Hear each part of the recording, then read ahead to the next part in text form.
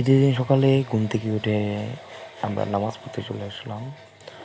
নামাজ পড়তে চলে গেলাম আমার ছোটো ভাইকে নিয়ে, আমাদের কোরবানির গরুটিকে নিয়ে।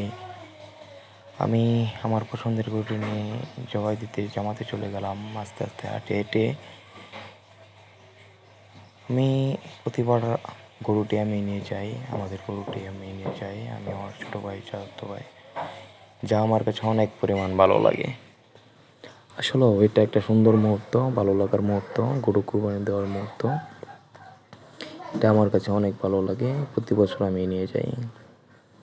গরু কুরবানি দেওয়া হয়ে গেল, খুব কম সময়ে গরু কুরবানি দেওয়া হয়ে গেল, শুরু হয়ে গেল কাজ।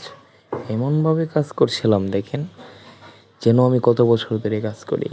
এর আগে থেকে এরকমভাবে অনেক কাজ করি, আস্তে আস্তে কাজ শেষ করে ফেলছি।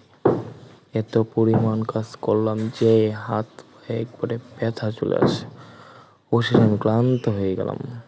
ক্লান্ত হয়ে গেলার কি, কাজের পরিমাণ কি আর শেষ আছে? আবার মাংস কাটায় ব্যস্ত হয়ে পড়লাম।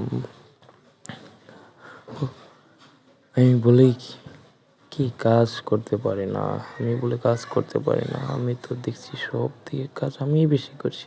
চাঁদাবাদ মিলে দুজনে মিলে কাজ শেষ করে ফেললাম প্রায়।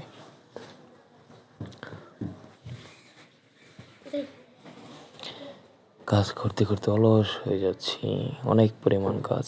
এত পরিমাণ কাজ করলাম যে আর বসে থাকতে ইচ্ছে হচ্ছে না। ইনশাআল্লাহ আমরা সকলে যারা যারা কোরবানি দিয়েছি, কোরবানির মাংসকে 3 ভাগ করব। 1 ভাগ নিজের জন্যে, 1 ভাগ আত্মীয় স্বজনদের জন্যে, 1 ভাগ প্রতিবেশীদের জন্যে, যারা অসহায় গরিব অসহায় আছে তাদের জন্যে সম পরিমাণে ভাগ করে বন্টন করে দেব। কারণ আমাদের সকলের সামর্থ্য নেই কোরবানি দেওয়ার। যারা যারা কোরবানি দিয়েছি তারা ইনশাআল্লাহ 3 বন্টন করে দেব। আমরা 2 চাচাবাদ মিলে সব কাজ শেষ করি, শুরু থেকে শুরু করে 2 চাচাবাদ কাজ করলাম, ভোর কাজ।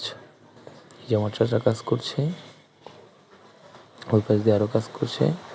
দেখেন আমরা এই মাংসের স্বপ্নগুলোকে 3 ভাগে ভাগ করে অসহায় সমাজের গরিবদেরকে সম পরিমাণে বন্টন করে দেব, যেন তারা তাদের ফ্যামিলি এবং পরিবারকে নিয়ে 2-3 বেলা দর্শক আপনারা যে এগুলো দেখতেছেন এগুলো সব বাবাকে দিচ্ছে, আমার বাবা রান্না করে খেতে পারে। আমার বাবার নাম আমার বাবাকে আপনি দেখেন নাই মনে হয়, দেখে নেন। সব শেষ হওয়ার পর কাজ শেষ, বাবা এখন আর ভালো কাটতেছে, লাগছে একটা না। বড় তো মাংসের স্টিক নিয়েছে, ক্লান্ত স্টিক নিয়ে কাটতেছে, করছি। কি তারপর অসাধারণ ভাবে বাসায় কাটতেছে। চলে গেলাম। এই অভিজ্ঞতা আমার বাড়িতে আমার নায়ক 3 বন্ধু চলে আসলো, সজীব, মানিক, ফয়সাল।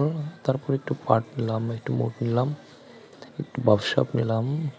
আমার বন্ধু সজীবের সাংলাস দিয়ে একটি স্টাইল মারতে চেষ্টা করলাম, তাও আরেকজনের সাংলাস দিয়ে। এই আর কি, এমনই কাটলো আমার গরিবের ঈদের দিন। আপনার কেমন কাটলো কমেন্টে জানিয়ে দিবেন। ভিডিওটি ভালো লাগলে শেয়ার করবেন। ইনশাআল্লাহ আলহামদুলিল্লাহ ভালোই কেটেছে, শুকরিয়া। ভিডিওটি বেশি বেশি শেয়ার করেন।